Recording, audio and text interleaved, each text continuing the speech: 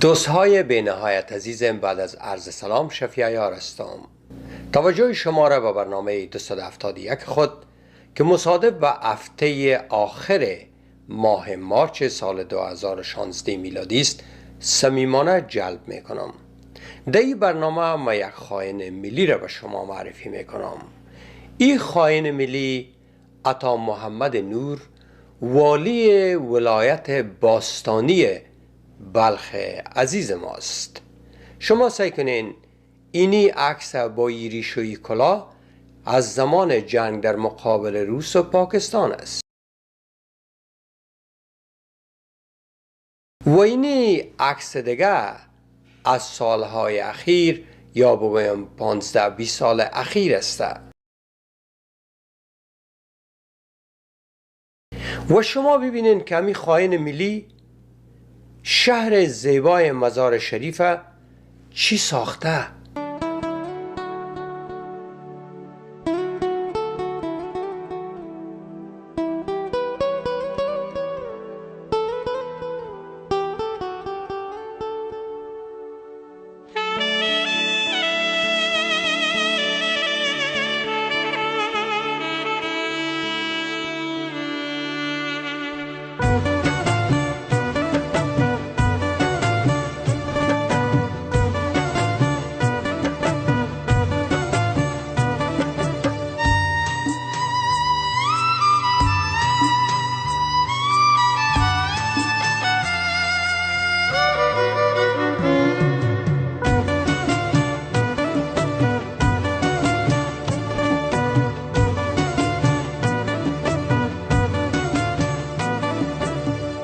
ای با منو پنهان شده از دل سلامت میکنم.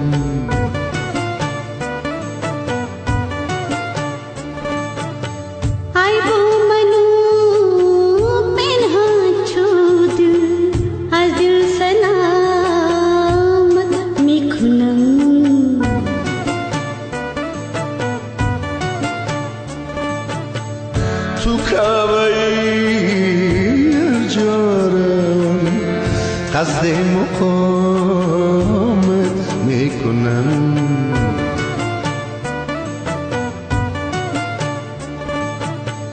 تو کعبه ارزارم قصد مقامت میکنم.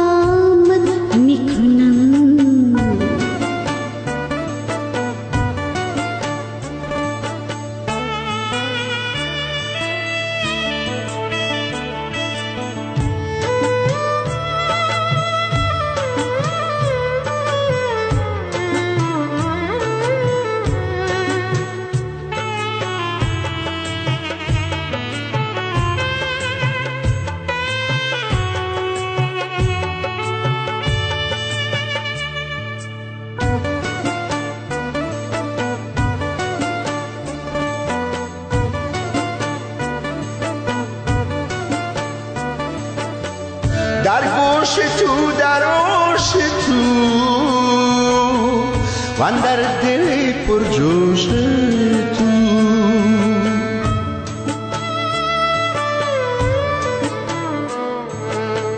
در گوش تو در هوش تو و در دل پرجوش تو اینها چی باشد تو منی.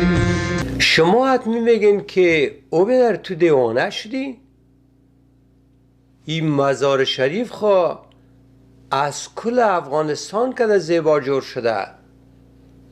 تو چطوری را خائن ملی میگی؟ خال در این مملکته که کل یه خیانت میکنه و مفروشه و ترور میکنه و میکشه و انتحار میکنه قهرمان ملی گفته میشه. حالا اگه من ایران قهرمان ملی بگویم خب به انصافی است. خود تفاوت از یاد چی میشه؟ آلو مردم های دیگه خوب القاب برای خود وقت گرفتن و یکمی عطا محمد نور یا خائن ملی قبول کنیم. اگر نه خود دیگه والا غیر منصفانه است که ما کل او خائنین هم بگیرم قهرمان بگویم و ای آدم هم سعی کنین ادامه از زیره باشد تو منی وین وصف آمد میکنم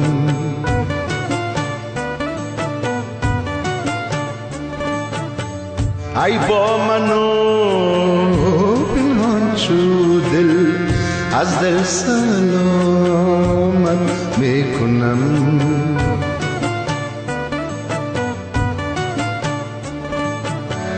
تو کعبه‌ای جارم قصد مقامت میکنم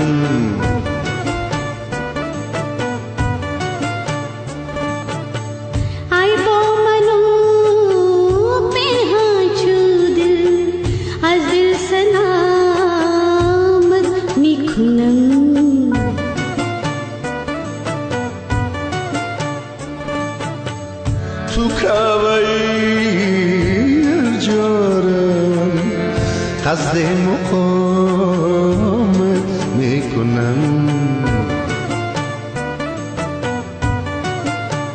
تو کعبه‌ای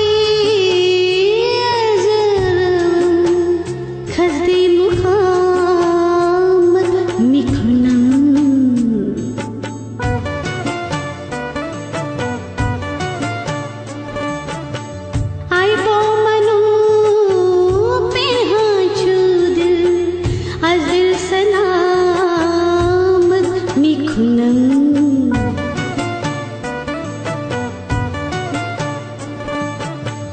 ای با منو پنهان شده از دل سلامت میکنم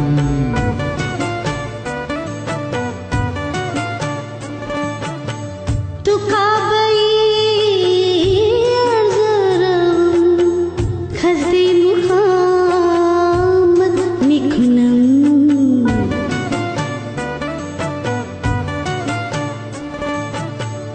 تو کعبه‌ای جارم قصد مقامت میکنم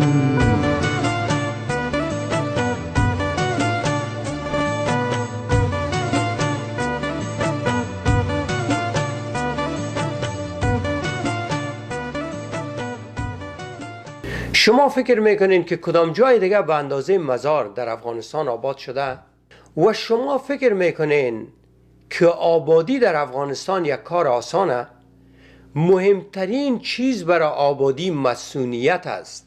شما امروز اگر مزار مقایسه کنین با کابل، با قندهار، با جلال آباد، با هرات و غیره و غیره، در کدام جای افغانستانه که 10 چند مزار انتحاری نمیشه، 10 چند از این عملات تروریستی نمیشه، 10 چند از این طالبا گردن نمیبرن؟ یعنی در مزار کمترینش است.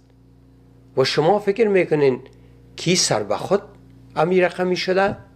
امروز پاکستان کثیف از هر جای افغانستان کرده میخواه که بلخ باستان ما را به یک قبرستان از مردم ما تبدیل کنه، به یک ویرانه.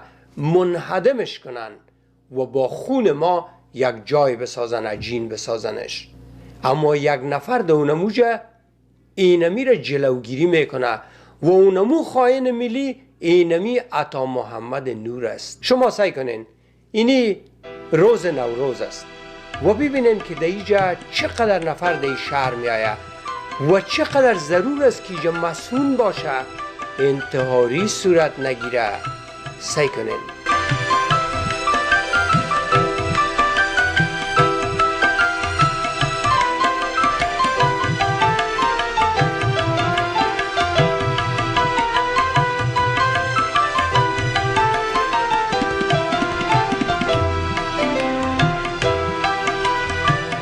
بیا که بریم با مزار میل سخی جان، سیل گل لال زار و دل بر جان، سیل گل لال زار و دل بر جان. بیا که بریم با مزار میل سخی جان، سیل گل لال زار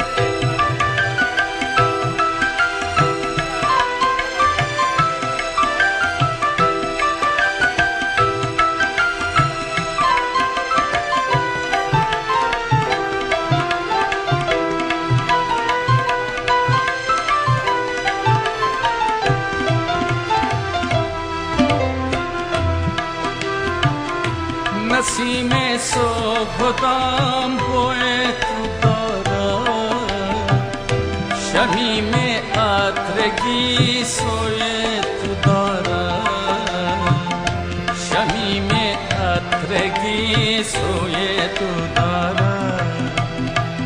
سر عاشق هوای سجده چند، با محراب دعا روی تو دارد، با محراب دعا روی تو دارد. بیا که بریم با مزار میل سخی جان، سیر گل لال زار و دل بر جان.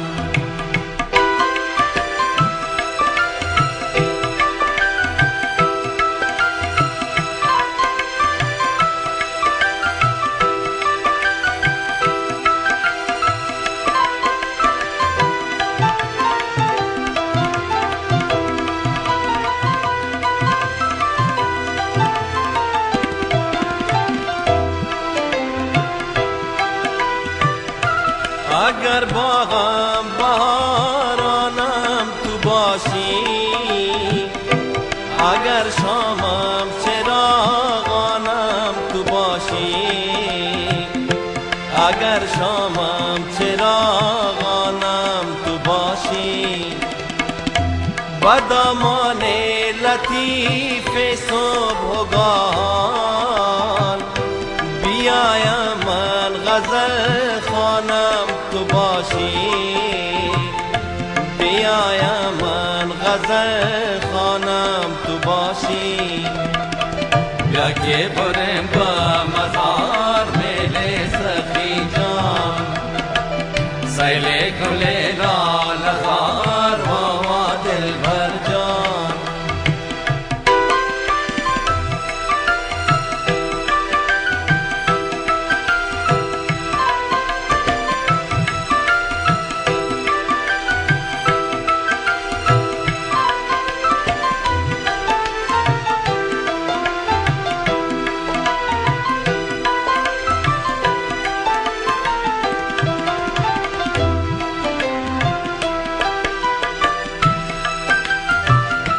در و دیوار من بوی تو دارد، سحر در خشت خیشتن خوی تو داره، سهر در خیشتن خوی تو داره. دلم پر زنان اندر تب و تاب، هوای پر زدن سوی تو داره، هوای پر زدن سوی تو داره. بیا که بریم با مزار میل سخی جان. شما فکر میکنین این جمع و جوش، این آرامش، این آبادی بدون یک مدیریت خوب ممکنه؟ و اون مدیریت خوب در اینجا کی پیش میبره؟ یک خائن ملی به نام عطا محمد نور.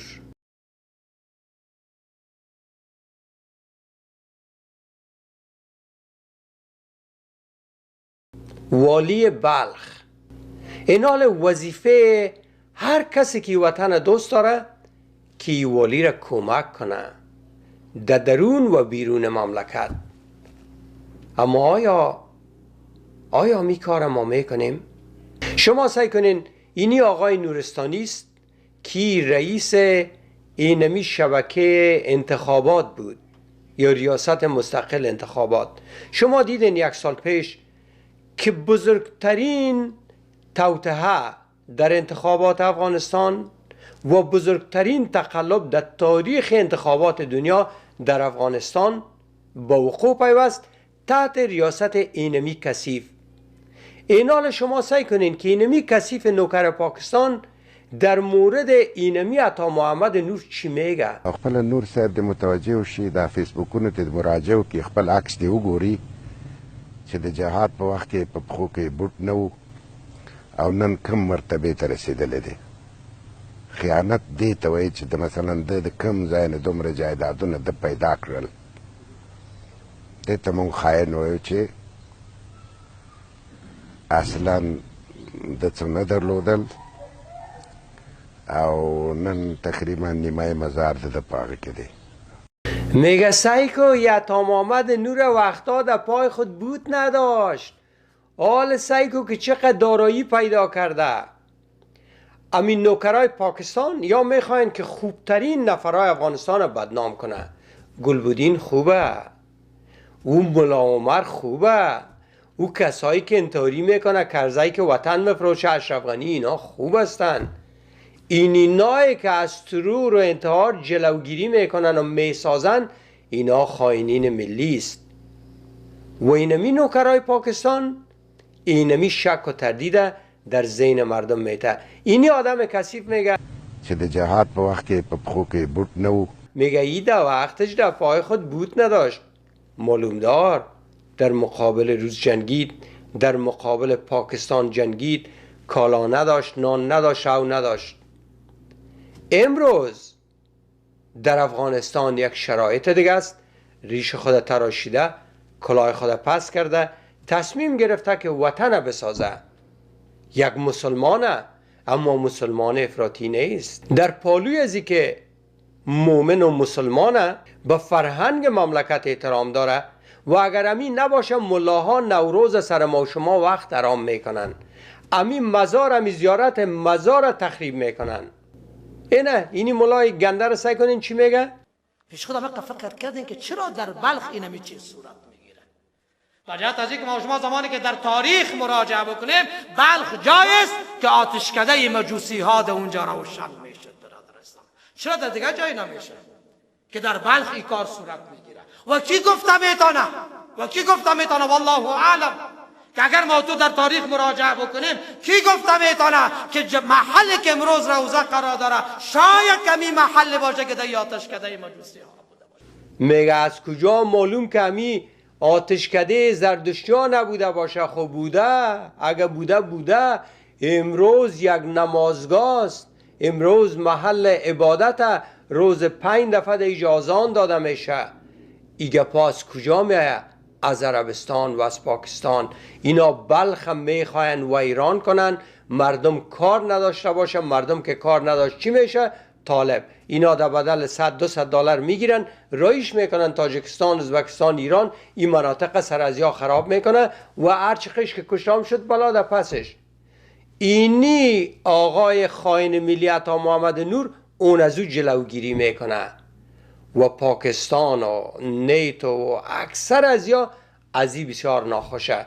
در کل جای نمی ترمپت گرفتن و میگن که ای بسیار یک دوز آدم و بسیار پیسه چور انداخته، چارایار ای گرفته. همین گپایی که عطا محمد نور بسیار پیسه داره و ما خودم شنیده مستقیم که از 1,000 میلیون دلار زیاد داره و ما چطور و چنان و شبکه‌های جاسوسی جهانیا میره اعلان کردن و شکشکه انداخت. با عطا محمد نور یک شبکه جهانی مصاحبه کرد. ببینن که چی میگه. محمد نور به برنامه به بار دیگر خوش آمدید.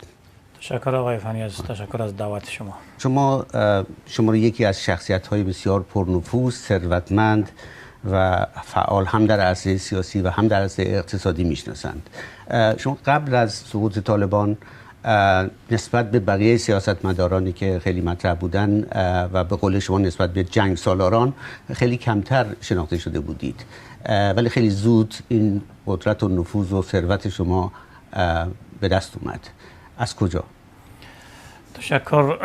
البته مبارزه ما بیشتر از 30 سال میشه که در جنگ علیه شوروی و در جنگ علیه طالبان و القاعده و در 13 سال صفحه نوین افغانستان کار کردیم، زحمت کشیدیم.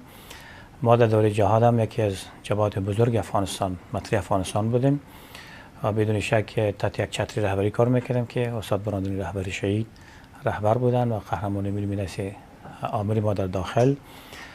بهتر می بود که همه کار از یک دستور صورت میگرفت، اما ما او توانایی و ظرفیت‌های خود که امروز داریم در اون روز هم داشتیم.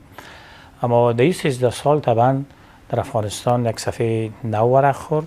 در اینجا مبارزات مدنی راه افتاد، حرکت‌ها و فعالیت مدنی راه افتاد، قانون اساسی تصویب شد. حرف مثل دیروز مبارزات گرم نمیزد، حرف روز قانون و حرکت‌های مدنی و سیاسی میزد. با او خاطر ما از کارزار جنگ‌های گرم که یک مسئولیتی ما بود که در برابر کشور، برای آزادی کشور ادا بکنیم، چی در برابر شوروی چی در برابر تروریسم، و این مسئولیت خاصی که در عرصه فعالیت‌های مدنی و سیاسی هم ادا بکنیم. خب آنقدر که ما شورا داریم با ثروتمند بودن با او حد نیست، هم قبول داریم که محتاج کسی نباشیم و دست به کسی دراز نکنیم. حتی با حضور بیش از در حدود 50 کشوری که در افغانستان حضور داشتن، دست هیچ نوع کمک با اونا دراز نکنیم، در حساب شخصی البته. اما توانایی داشتیم که من خودکفا بوده باشم، از او هم مشکل شخصی حل بده باشم، در کارهای مبارزات سیاسی خاص هم داشته باشم. لیست خیلی بلند بالایی هست از میزان ثروت شما و از شهرک ها گرفته تا مراکز خرید گرفته تا پمپ بنزین گرفته، همه اینها.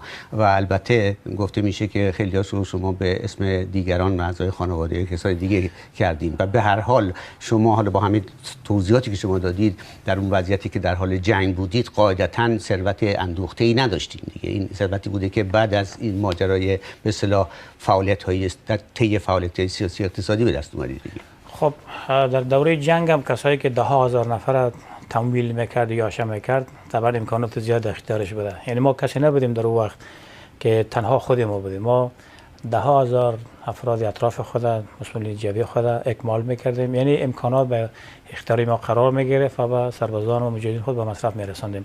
حریفای ما بیشتر از تایی که تهمت بزنن، میدان براین، مبارزه بکنن. این همه چیزایی که برای ما اینا نسبت میتن.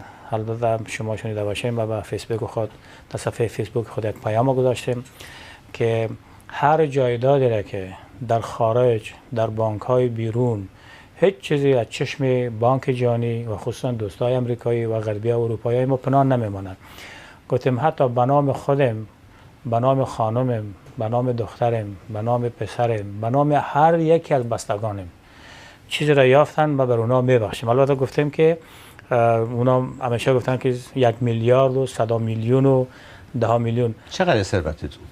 خب گفتن نمیتونیم که هیچ نداریم، اما ایرا گفتن میتونیم که 5 میلیون هم ندارم. خب گفتن نمیتونیم که هیچ نداریم، اما ایرا گفتن میتونیم که 5 میلیون هم ندارم. خب گفتن نمیتونیم که هیچ نداریم، اما ایرا گفتم میتونه که 5 میلیون هم ندارم. 5 میلیون هم ندارم. هر کسی دلار دیگه منظور. بله دلار. هر کسی از این بیشتر یافت من برایش امور میبخشم. در داخل و در خارج. هر کسی از این بیشتر یافت من برایش امور میبخشم. در داخل و در خارج. هر کسی از این بیشتر یافت من برایش امور میبخشم. در داخل و در خارج. میگم من از امروز پیسه ندارم. ما در وقت جهاد هم هزارها و ده هزار نفر ما اکمال میکردیم. یعنی از او وقتام ما یک دارایی در دست خود داشتم و در این قدر سالان معلوم دار جنگ خلاص شده.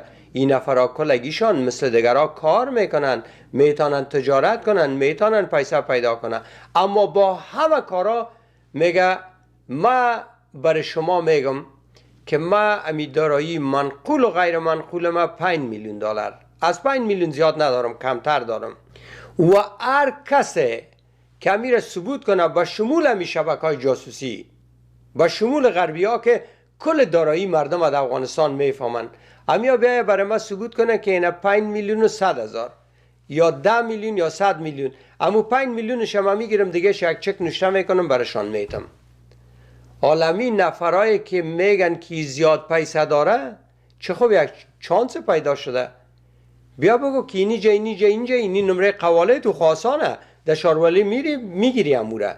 اگر به نام خودش است، به نام زنش، اولادش، عطای فامیل خودم مثل برادر خودم دمی شامل ساخته. میگه بیا بکش که ما امیر نوشته کنم برای تو. حالا می هر کدامتان که امیر دارین نگوین، بیاین بکشین. این ما شفیع عیار ما ایره در تلویزیون میکشم، بیار کل داراییش برای من نشان بده که از 5 میلیون زیادتره که ما بکشم. یعنی در اون زمانی که گفته 5 میلیون شاید 2-3 سال پیشه، خب اگر اقتصاد بهبود یافته باشه فکر کن 6 میلیون 7 میلیون شده. مگه تو بیا از امو که زیادتر بکش که ما میره در تلویزیون بکشم برای آقای عطا محمد نور که این دروغ گفتی، بیا بده یک دانه چک. اما چرا این شبکه‌های جاسوسی پیسه دیگرها را حساب نمیکنه؟ امروز محمود کرزی حداقل 300 میلیون دلار داره. این مینا بزرگترین پیسه ها را از افغانستان بانک وقتی که دوزی شد، اینا ببخشین کابل بانک یا دونموی سه داشتن.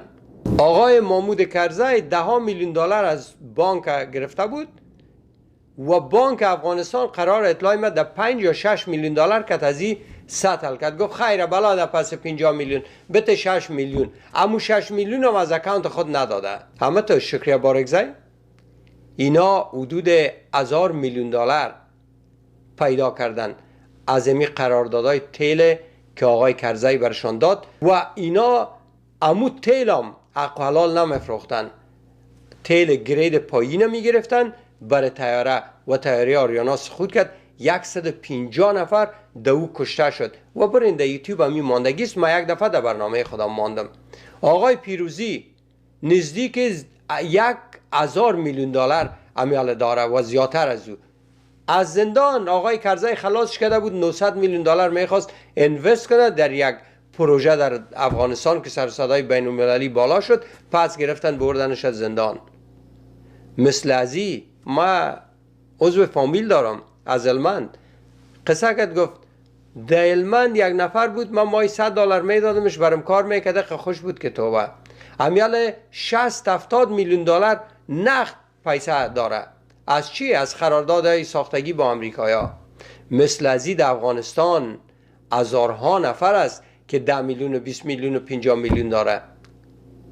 اما فکر نمیکنین یک آدمی که والیست اینقدر سالا در خط اول بوده ای نمیتونه که 5 میلیون دلار داشته باشه؟ میتونه. اما چرا در ای جای سر از واک از گپ نمیزنه؟ کل توجه در سر عطا محمد نور است. اینال در مقابل آقای عطا محمد نور در این روزا آقای دوستم خسته، آقای دوستم که باید دستای عطا محمد نور ماچ کنه، چرا که در مزار ازبک زندگی میکنه. هزاره ما، بسیاری هزارای ما که دیگه در مناطق خود در بامیان و غزنی زندگی نمیتونن یا در اونجا رفتن آرام زندگی میکنن. پشتون ما زندگی میکنه. تاجک ما خو یک مهد از تاجک ها از بلخ باستان، مهد تمدن ماست، در اینجا با آرامش زندگی میکنه. یعنی امی صلح و صفایی که در مزار است امی اقتصاد یا رشد اقتصادی که در مزار است یه خب به نفع کل از یاست. اگر پشتون هم هستی در مزار آرام زندگی میکنی، اگر ازبک هم، اگر تاجک هم، اگر هر کسی که هستی در اونجا خوب زندگی میکنی. این حال کل گیده می فکره کی را ویران کنیم. و آقای دوستم گرفته توسط نفرهای خود ایجا مظاهره برای انداخته که عکسای مرا چرا پس کردین و با سعی کنین. رفته در اوجا مظاهره کرده و عکس اشرف غنی خائن بالا کرده، عکس برهانالدین، عکس مسعود، عکس 2-3 نفر دیگره. آلوار چرا بالا کردی؟ خب عکس خودم میدادی و هیچ مشکل نداره. کدام از او آمده که عکس برهانالدین چرا اینجا نماندین یا عکس مسعود یا عکس اشرف غنی را؟ حالا خب عکس خودت در دست مردم میدادی. این حال چانس ازی است که در اینجا یک جنگ شه و صدها و شاید هزاران نفر کشته شه و در اینجا تروریستا رخ نکنه و امی اوضاع پر از امنیت مزار شریف از بین ببره. و ایره کی میکنه؟ آقای دوستم و عیس نماینده ازبک متاسفانه. یعنی آیا می ازبک های ما دمی سمت شمال که تمی تاجک کدام مشکل دارن؟ نداره به هیچ وجه. در طول صدها سال نداشتن. مردم ازبک ما مردم با فرهنگ ماستن. در افغانستان شاید امروز در جمله اقلیت میان، اما اگر شما از سره دوستو تیشین و ازبک ها و تاریخ ازبک ها را مطالعه کنین شما میبینین که چی یک قدرت باستانی فرهنگی اینا داشتن، چقدر علما داشتن. و اگر شما از رقص، هنر موسیقی، هنر شعر، ادبیات و علمای از یارا ببینین که تنگاتنگ با برادرای تاجک خود بودن. ما بسیاری علما را تا نمیفهمیم که ازبک بوده یا تاجک بوده، اما امروز این به حیث نماینده ازبک آمده که تاجک کت ازبک در جنگ پرته. اما خود دوستم چی بوده؟ حالا می دوستم که میخواه که دمی مزار عکسای زی بالا شه، چرا عکسای تا در شبرغان نمیکنی بلند؟ دمی شبرغان چرا نمیتونی رفته؟ هر دفعه که میری کت 2000 نفر میری. اما مزار هر وقت که بری میتونی که در طیاره بشینی آقای دوستم تا شوی اموجه هر کس که میاید برات گلام میتونه بیاره، به افتخارم میتونی بری. چرا؟ کونو عطا محمد نور در وجه امنیت قائم ساخته. اما تو در جوزجان رفته میتونی؟ در شبرغان، در میمنه، در کجا رفته میتونی؟ عکسای در وجه چرا نیست؟ من امروز میخواستم که از امی شهر شبرغان یک نمای زیره بگیرم در تلویزیون بانم مقایسوی با مزار شریف. با خدا شرمیدم. یعنی من در شبرغان که دیدم یک مخروبه، یک ویرانه، یک چند تا خانگکای گلی، ولا یعنی من شرمیدم که امو را بگیرم بگویم مقایسه کنین امیره با مزار شریف. خب معلوم دار مزار شریف یکی از جای بزرگ مملکته، مقایسه نمیشه با شبرغان، اما حداقل مقایسوی یک چیزه که خورد خب باید باشه.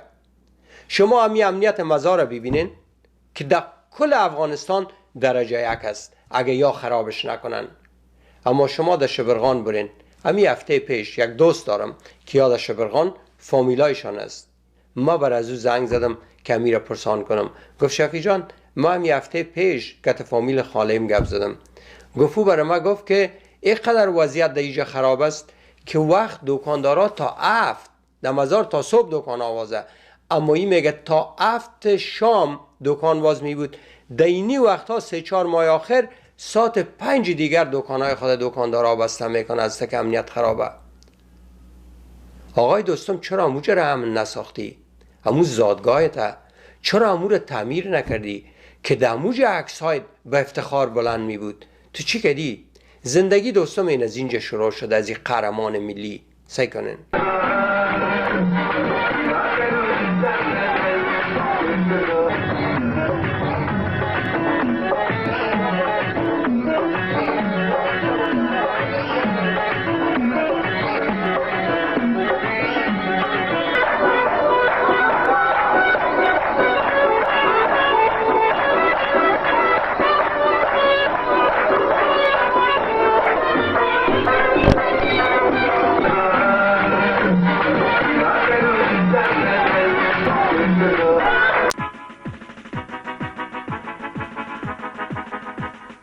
برد د جنبش د عالی قدر سخی ځوان دی تاسو دا جنرال دوستم دے دال قهرمان دے دا جنرال دوستم دے دال قهرمان دے رهبر د جنبش د عالی قدر سخی ځوان دے دا جنرال دوستم دے دال قهرمان دے. دیگه سعی کنین در خدمت نجیب. خاطر تصویه دره آقجان پلان عملیات صورت گرفت. در اینجا یک جای با قوت‌های گارد وزارت داخله فرقه امام به فعالیت سم داشت. بر ما اینطور وظیفه داده شده بود که همین قرارگاه لشکر ایسا را این فعلا شما قرار دارین قرارگاهش بود. شفاخانه را در طول 48 ساعت اشغال بکنیم. برای محترم نجیب الله رئیس جمهوری افغانستان اطمینان میتیم هر وظیفه‌ای که برای فرقه 53 سپرده شود اینا حاضر آمده است وظیفه خود با حسن صورت انجام بده. و با نجیب چی کرد؟ نامردانه نجیب در کشتن داد. کی رفت در میدان هوایی نجیب مانع ایجاد کرد که نتانه بره؟ نجیب رفت در ملل متحد تا زمانی که پاکستان و طالبان آمدن کشتنش. ایره کی کرد؟ نزدیکترین نفرش آقای دوستم، امو که میگه هر امر هست نجیب صاحب ما در اختیارت هستیم، امو کشتش. که رفیقای خود چی کرد؟ نزدیکترین رفیقای دوستم ها ببینین. همین دخترش که به با اجر رایل است، همین مادر از یک شاجور همین چی را پاپشه بود یا کلاشینکوف در درون خود در محضر عام خالی کرد از خاطر دوستم. و در امو جریانه که نجیب هنوز زنده بود در ملل متحد حصاری ساخته بود خوده، آقای دوستم با مسعود و با حزب وحدت یک جای شده بود. بردوش خیانت کرد. وقتی که پاکستانی ها از یک سو گلبودین رایی کردن که راکت بزنه و حکومت نوساخته افغانستان از بین ببره، از طرف دیگه سبقت الله مجددی را رایی کردن به حیث رئیس جمهور موقت. و اولین کار که سبقت الله امور ابولهب مجددی کردی بود که عسکری ارتش افغانستان منحل کرد. آمد گفت من کار ندارم، بیادرها برین در خانهایتان. ارتش مملکت منحل کرد جاسوس پاکستان. اما امو سبقت الله در امو زمانی که احمد شاه مسعود به حیث وزیر دفاع بود میره مزار شریف، چون آیسای برش وظیفه داده که دوستم جدا که از خاتزیا، میره دوستم رتبه های بلند میته و در مقابل مسعود استادش میکنه و برش پیسه میته که دوستم جان تو شرکت مسعود نرو، تو خودت یکوت نفر داری، اینه ما از پاکستان تمویلت میکنیم. سعی کنین. اینی ابولهب در امو سالاست که ای رفته در مزار و دوستم رتبه های بلند جنرالی میته.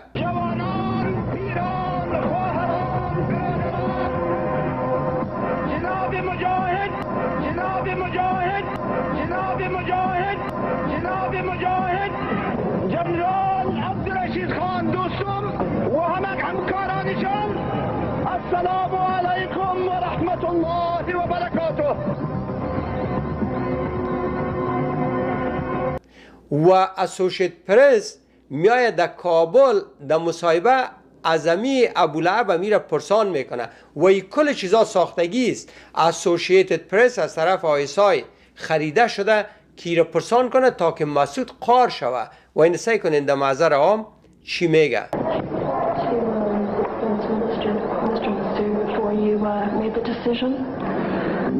خبرنگار اسوشیت پرس میپرسند که قبل از آن که تصمیم در مورد ترفیع جنرال دوستم گرفته شود، آیا شما با آقای احمد شاه مسعود وزیر دفاع افغانستان مشوره کرده بودین و یا خیر؟ جواب است که ما با اونا مشوره نکردیم، نه وقتی بود که با او مشوره کنیم. ما یک شب در مزار شریف بودیم، وسایل چم نبود، ما این کار با مختارات خود این کار کردیم. دیدین؟ نه ما ولا وقت نداشتم که مسعود گپ بزنم دیگه. ما ایره با اساس اختیارات خود، یعنی کسی که ارتش مملکت منحل ساخته رفته و دیگر رتبه کلان جنرالی داده. حالا چی حاجت خود وقت ارتش از بین رفت رتبه جنرالی چی معنا داره؟ و رتبه تنها نداده بود، پیسه هم برش واده میته. فورا آقای دوستم میره امرای گلبودین در یک توطئه شریک میشه به دستور آیسای و به وساطت ابولهب و حمله میکنه در شهر کابل و آنچه اسلحه‌ای که از حکومت نجیب مانده بود بعد از شانوازتنی در شهر کابل سر شهریای کابل خالی میکنه و اون نمونه بود که ایره بردن پاکستان. در پاکستان وقتی که رفت ایره اجرایی کردن، یک شاور دادن، پاک ششتنش، نامش ماندن آجی صاحب دوستم. و ایره رئیس حزب جنبش ملی اسلامی، کسی که تا سالها نوکر روس بود بعد از اون نوکر آیسای شده بود، جنبش ملی ازش ماندن. و کسی که تمام سالها بر علیه اسلام جنگیده بود، جنبش اسلامی، جنبش ملی اسلامی که تا امروز نام داره. و آجی صاحب دوستم و حالا آمده دختر خودم حج برده، آجی صاحب رایل عالمیا مزه اسلام فهمیدن که بهترین راه فروش اینمی است. اما با مزاری چطوری خیانت کرد؟ مزاری یک قهرمان بود. مزاری نمیخواست که خود با بیگانه بفروشه. پاکستانیا امو رقمی که در سر دوستم کار کردن و بردنش پاکستان، سر مزاری هم کار کردن. بسیار تلاش کردن که مزاری را نوکر خود بسازه و به همین ترتیب یک جلسه در اینجا به وجود آوردن که آقای مزاری را بگوین که ما تو رئیس جبهه صلح می سازیم، بیا که ما اینه که تقانی و اینی خواهین دیگه. ولی سعی کنین که مزاری در او زمان چی گفت که همه قوتایی که صلح کشتاره دیگه در افغانستان جنگ نمیخواه. امیدوار هستیم که این لشکر صلح سرکلان شود و ما فکر داریم که شما در سر لشکر صلح باشید و ما فکر داریم که شما در سر لشکر صلح باشید. ما مکرر اعلان کردیم که در افغانستان جنگ را راه حل نمیدن و این را در عمومی اعلان شده، بلکه تفاهم و پذیرش هم دیگر را ما راه حل میدن و این را اعلان کردیم که هر روز افغانی ها خودش در داخل تصمیم بگیره میتونه مشکل خود حل بکنه و هیچ جایی در خارج امکان حل شدنش نیست. و این را اعلان کردیم که هر روز افغانی ها خودش در داخل تصمیم بگیره میتونه مشکل خود حل بکنه و هیچ جایی در خارج امکان حل شدنش نیست. خاک پای مزاری را در چشم خود سرمه میکنم. بر از او کثافت ها میگه مشکل مملکتم در درون مملکتم میتونه حل شه، در بیرون حل نمیشه. پاکستان را فهمید که نوکر که نمیشه، ای چانس است که دوباره با مسعود بره، با کسای بره که بر آزادی وطن می جنگن. ای باید از بین برده شه. ما برای شما امیر میگم و والله سرش قسم هم میخورم که دوستم در قتل مزاری صداش و نزدیکترین رفیقای مزاری را استفاده کردن به شمول خلیلی برای کشتن. حالا خود دوستم میگه که والله وقتی که مزاری را کشتن ما بسیار دیگه ما حاضر بودم که هر چیزی که دارم به طالبا بتم که را نکشن. اما نه، این پلان کشتن مزاری یک پلان سنجیده شده بود. پیش از او هم دوستم میفهمید و ای جزو از او پلان بود، دموی سر گرفته بود. به خاطر چی؟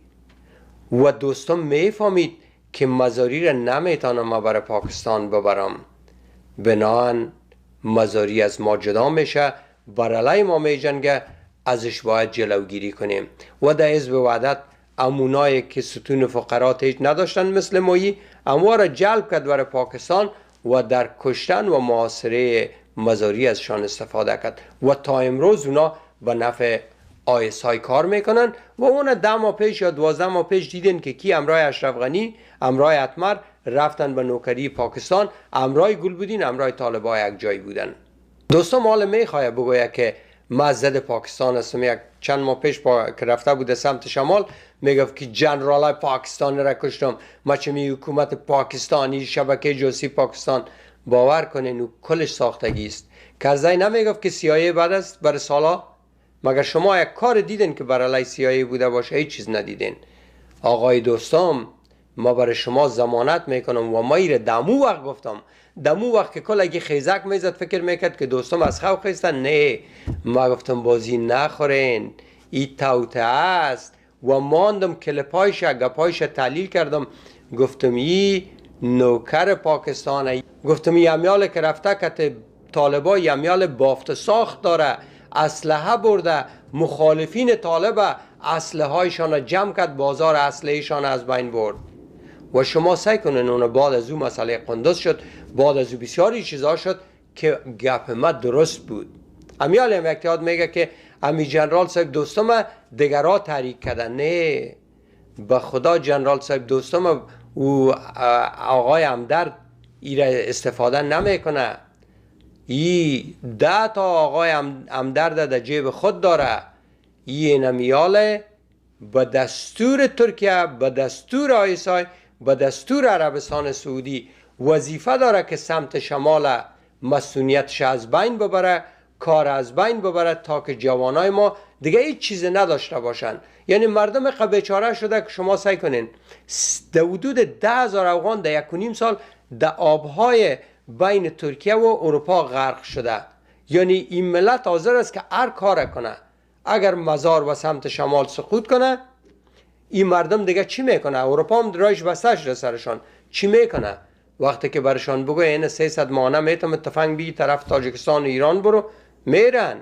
پلان اونمو است، اما صد رای از او پلان کیست؟ اینمی عطا محمد نور، اونمو قماندانای کلان جمعیت، اینمی کسایی که سمت شمال نمیمانند سقوط کنه. بنان آقای دوستم دی توته اسه داره. شما ببینین که امی آقای دوستم 1 سال پیش کتیکی بود، کت اشرف غنی بود. جمعه گل همدرد کتیکی بود، کت اشرف غنی بود.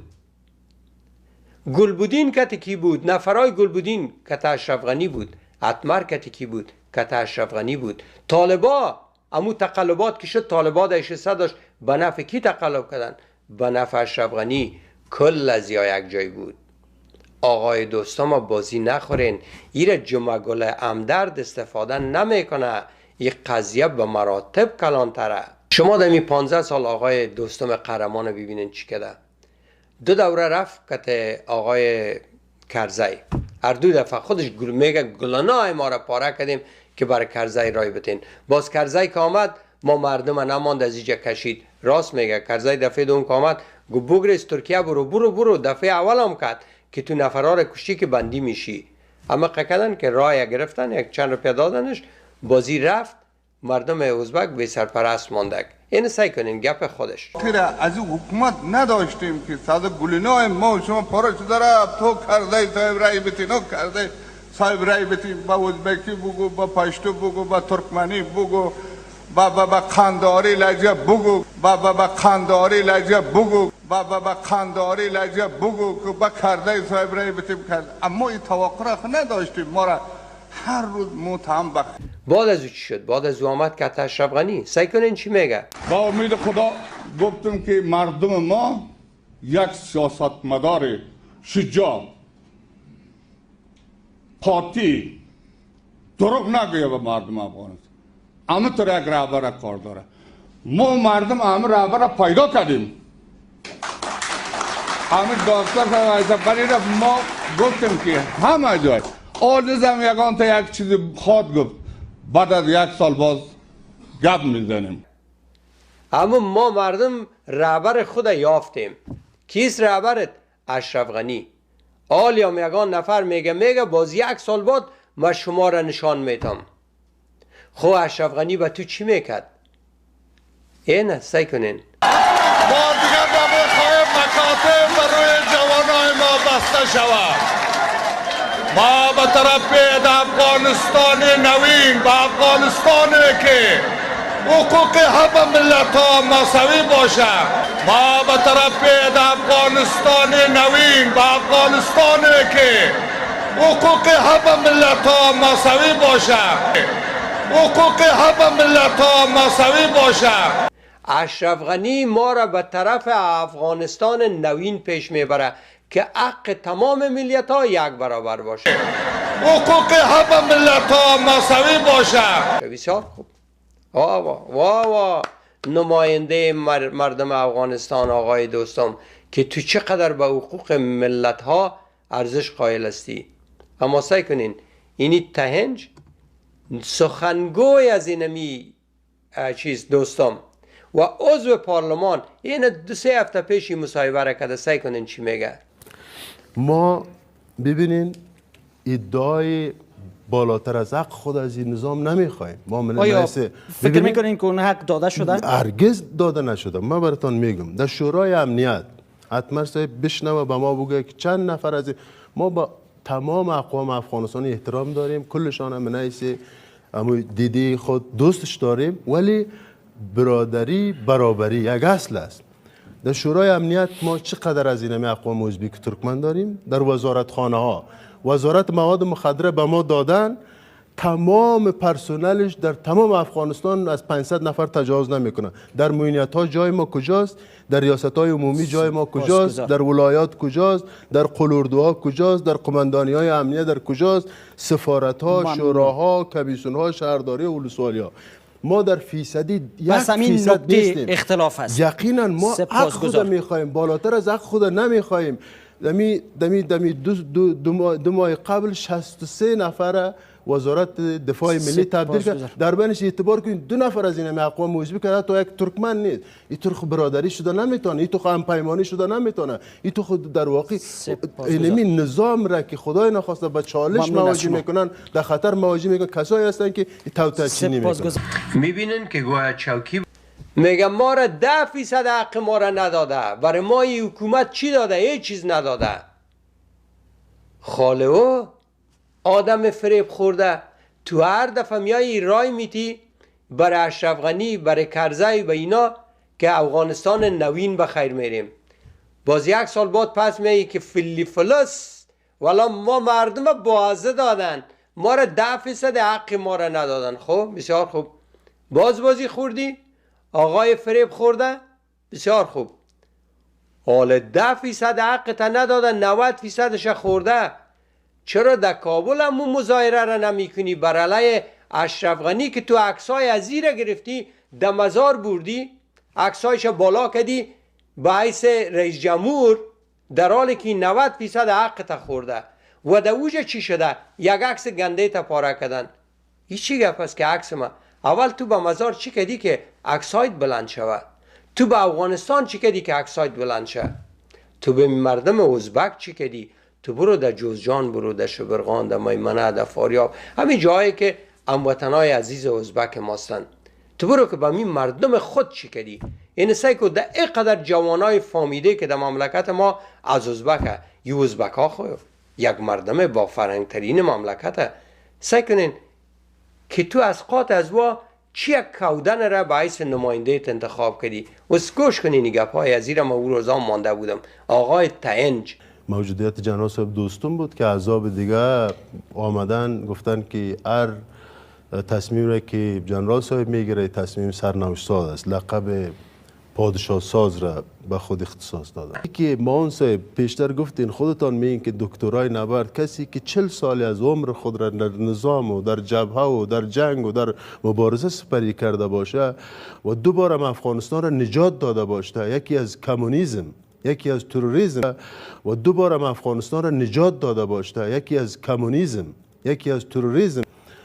جلات ماب رئیس صاحب جمهور در سال 2009 بیشتر از 2-3% رای مردم افغانستان را گرفته بودند، ولی ما با حمایت خود رای از اونا را از 55% بالا بردیم. تو چرا در قاطع مردم ازبک 1-2 تا ازبک تحصیل کرده و شعار نمیگیری؟ در پیش روی نمیاری که دل ما باغ شه که دوستم خیره که تو بی سواد هستی. اما نه چشمت صدقه که یک چند تا ازبک فامیده و شعار آوردی.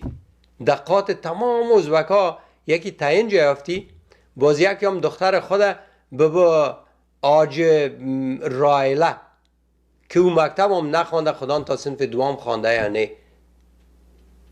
یعنی او دوستم خیانت بسه، وطن فروشی بسه. اجازه بده از امیج پس شو که می هموطنای ازبک ما یک دسته از جوانان خود پیش بیارن که اینا از مردم ازبک ما نمایندگی کنه، که اینا در آینده مملکت ما در ساختار اقتصادی و سیاسی ازی حصه بگیرن، که یا ما را کمک کنن که وطن از چنگ پاکستان نجات بدیم. تو چی ساختگی میایی یک دفعه 2000 نفر، یک دفعه 5000 نفر در سمت شمال میری، باز پس می دیگه طالبا از گرم آگریخ، دیگه ملخک یک بار جست، دوبار جست، آخر به دسته. هموطنای عزیزم، بخصوص شماهایی که ازبک هستین، از شما صمیمانه معذرت میخوایم. خدا حاضر است که ما به احترام شما ما یگان دفعه میخوایم که می دوستم هیچ چیز نگویم، به خاطر ازی که نشه که خدا ناکده یک نفر شما فکر کنین که نکمی شفیع یار بر علیه ازبک هسته. چون در مملکت ما بسیار تقسیم شدیم تا که گپ میزن یک نفر فکر میکنه که بر علیه ماست و والا من نیستم.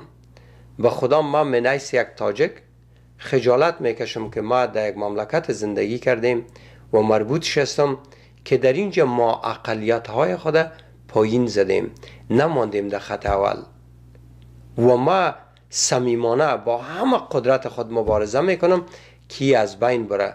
والله ما در افغانستان اگر یک روز زور داشته باشم، هزاره و ازبک ما و اقلیت های ما در خط اول قدرت قرار میگیرن و من تاجک به خدا مده و پشت سر میرم که تمام برادرای تاجک خود، یعنی ما قرضدار هستیم از شما و هموطنای پشتون ما از شما شدیداً قرضدار هستن، از ما هم که در واضحاتر قرضداره و در اون مملکت ما نمیتونیم بدون یک سیستم که همه حقوق مساوی داشته باشه، همه امتیازات مساوی و همه مسئولیت های مساوی، نمیتونیم وطن خود بسازیم. یگان دفعه هموطنای پشتونم سرشان بد میخوره که ما میگم او زمان اکثریت و اقلیت گذشته، او به دیروز مربوطه. در آینده افغانستان اقلیت و اکثریت وجود نداره.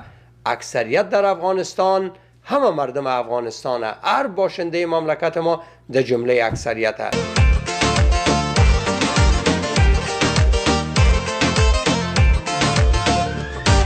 من اهل کابل، تو اهل غورات، من اسفرا هم تو نسل هرات. لالا جان هر دو برادر، هر دو برابر، هر دو نهال زمین کشور.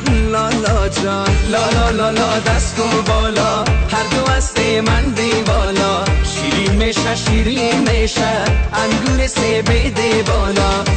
لیلا لیلا لیلا لیلا لیلا لیلا لیلا